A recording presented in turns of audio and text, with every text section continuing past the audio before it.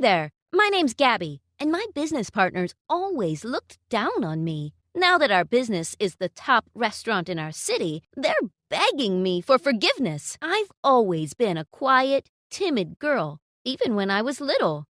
I just stuck to my books and let life happen around me. So growing up, I was picked on a lot, but I took it on the chin and just lived my life. Unfortunately, I never learned to speak my mind or fight for what I believed in, and I never really learned to believe in myself. Those are some qualities you never really want when you go into business, especially in the restaurant business, where people can be quite blunt or cutthroat. I knew I always wanted to have a restaurant. I even went to business school. I aced my classes, but that was because I was book smart. Unfortunately, years later, those smarts weren't able to translate into the real world. I went into business with 2 of my college buddies. The 3 of us believed that with all our skills put together, we could definitely have a world-renowned restaurant. David would handle the customers and the marketing, Brian would handle the money and the books, and I would manage the staff. And it worked, for a while at least. For a glorious 6 months, everyone in the town talked about us. Our restaurant was full from 10 in the morning to 10 at night. We hardly ever got to take a breath, and our staff were happy and thriving, enjoying generous tips from our satisfied customers.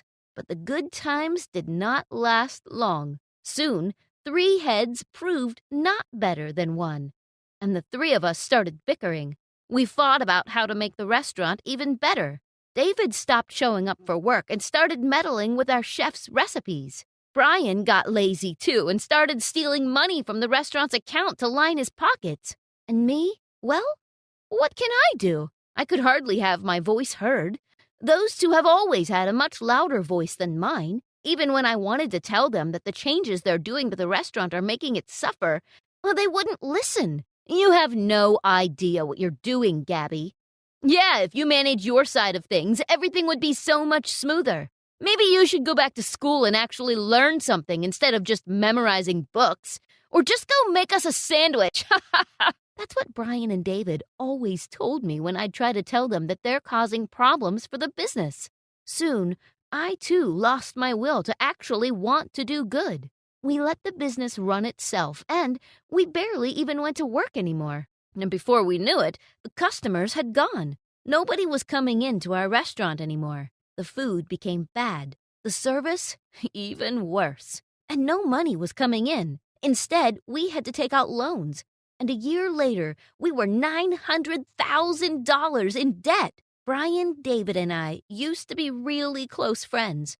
Now, we only text and avoid each other. It got so bad that we had to ask for help from a really popular chef to help us turn things around. But when he got there, it was a disaster. She was disgusted by our food. It's like eating a wet diaper. And she was most disappointed in the fact that she saw 3 owners who didn't care or didn't even bother to show up to work. That chef really got stuck in. She had to overhaul our whole menu and even redesign our entire restaurant. She did what she could to help us, but in the end, David was still horrible and rude to our staff, even to the famous chef. And Brian, well, he was pretty much useless at that point. He would just sit in his office and secretly transfer money to his personal bank account. I didn't know what to do anymore. There we were, given a blank slate to start over. We were given a second chance, and nothing had changed. I had shown that I could do well running the whole business by myself, but my partners still didn't believe in me, just because they didn't respect the fact that I'm a girl. They still said I had no spine, and I would only cause the business to crash and burn. But before the chef left, she gave me one piece of advice in front of my partners. You have everything you need right here. You can succeed, Gabby, but only if you do it yourself. You can run this whole place. My advice? Get some money and buy these 2 idiots out. David laughed in my face. Ha! What does she know? Master Chef my ass. She's just a woman. She should stick to what she does best, being in the kitchen.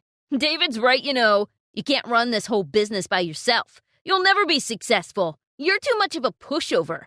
"Right. I mean, you can't even convince a guy to go out with you.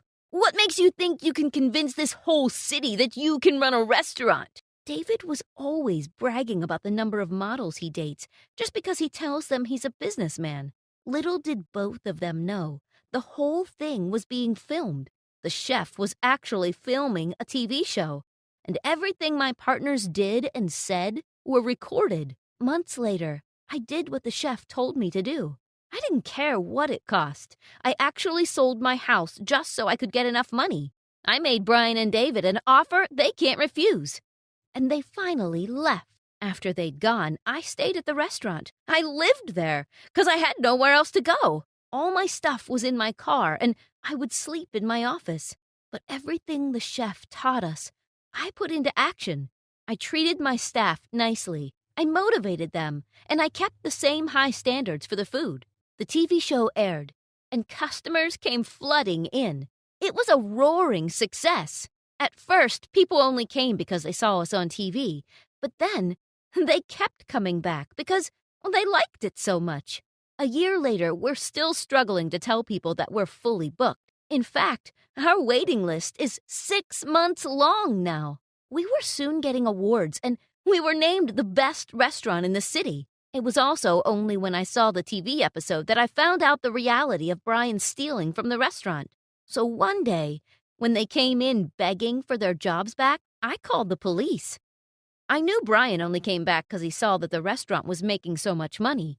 He probably wanted to steal more from me. I turned them away, reminding them that they already signed a piece of paper saying that they had no part in the business anymore. But days later, the pair started rumors about the place. They said we had a rat infestation and that we sometimes bought expired food to save on costs. Brian also told the press that I stole tips from my waiters. Funny enough, nobody believed them.